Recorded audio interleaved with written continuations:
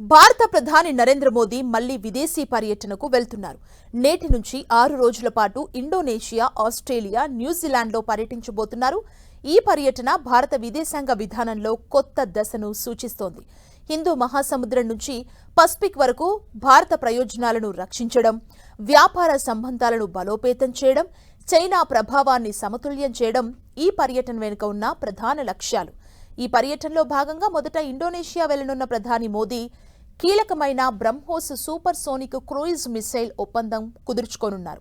ఈ క్షిపణి వ్యవస్థను దశల వారీగా కొనుగోలు చేసే విషయంపై భారత్, ఇండోనేషియా మధ్య చర్చలు జరిగే అవకాశం ఉంది.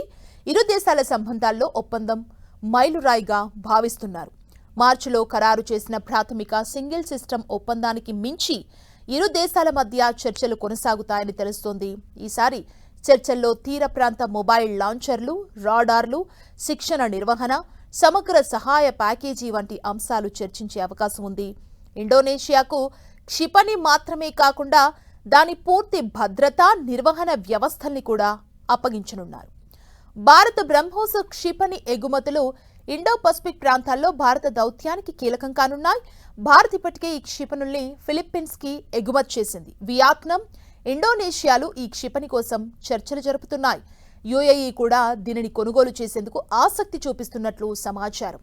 హిందూ మహాసముద్రం, పసిఫిక్ మహాసముద్రాల మధ్య ఉన్న ఇండోనేషియా భౌగోళికంగా అత్యంత కీలకమైన స్థానంలో ఉంది. మలక్కా, సుండా, లుంబోక్ జలసంధులు 2 మహాసముద్రాలను కలిపే మార్గాలు.